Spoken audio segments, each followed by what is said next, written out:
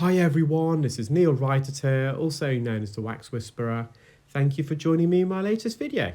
We have here a patient who attended with a fungal ear infection, and we call that otomycosis. And more specifically, they had a strain of fungi called Aspergillus niger, and I will explain that in more detail in a moment.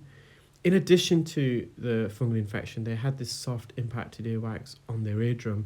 And just to give you a bit of a case history, this patient has been suffering from a blocked ear for the last several months, and they have had, I think, 2 or 3 unsuccessful attempts of having microsuction performed elsewhere. The last specialist that they saw recommended that they see myself, and the reason for that is the specialist and the previous specialist weren't comfortable going really deep into the ear, up against the eardrum. I don't see that as a negative. There's once upon a time when I first started, I was a bit afraid of going so close to the eardrum, naturally, because you don't want to be causing any injury or trauma, or in the worst case scenario, even perforating the eardrum. And it does take a bit of time and experience. So these specialists did the right things, and no doubt over the years, the more procedures they'll do, they'll get more confident going deeper and closer to the ear. I've removed the majority of the debris off the eardrum. There's a bit of dead skin left in there, and we are going to come back in a moment to remove that, but already they can hear significantly better. And so this Aspergillus niger, it counts for about 70% of fungal infections in the ear. The remaining 30%, give or take, is a strain of fungi known as Candida. Candida is a bit more difficult to diagnose and distinguish because it normally presents itself in a thick, creamy secretion, discharge.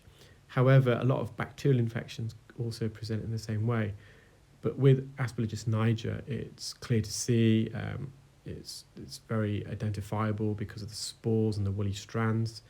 Now, it's not going to be possible for me to remove every little last speck of spore and strands, and there are going to be some, even if we can't visibly see, still present in the ear. So this patient does require antifungal treatment. I've written to their GP, and in the meantime, I've recommended an over-the-counter antifungal ear solution that they can use. To be honest, it's very similar, if not this identical, to what the GPs will prescribe, but I have written to the GP nonetheless. Now, with fungal infections, they are difficult to overcome, and these drops are normally used for a fortnight, and I've asked the patient to return to the GP after a fortnight just to make sure that the fungal infection has successfully been treated, because if not, they will need to continue the antifungal drops. And the patient does regularly use medical grade olive oil spray in the ear, and I've advised them not to, because if you have got a fungal ear infection, they strive and can exponentially reproduce in the presence of olive oil, because the fungi actually feed on it.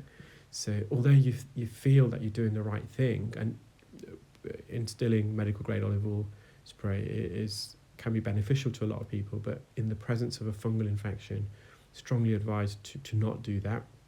In addition, the patient has advised me that they've got water in the ear recently whilst on holiday. That's probably a trigger for this.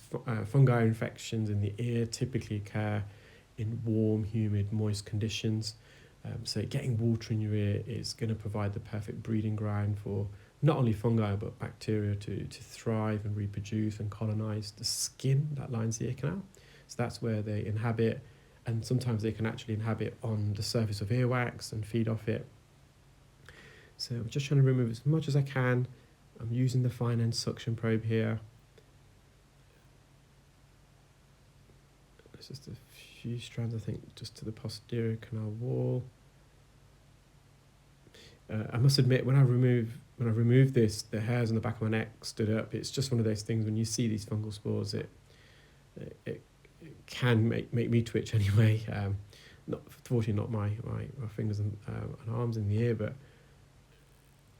it can leave the hairs on the back of my neck standing. It's just the appearance of them. And I don't know whether you noticed right at the beginning of the video, when I went in with the suction probe, because of the suction itself, you could see the spores, almost like kind of leaves in the wind.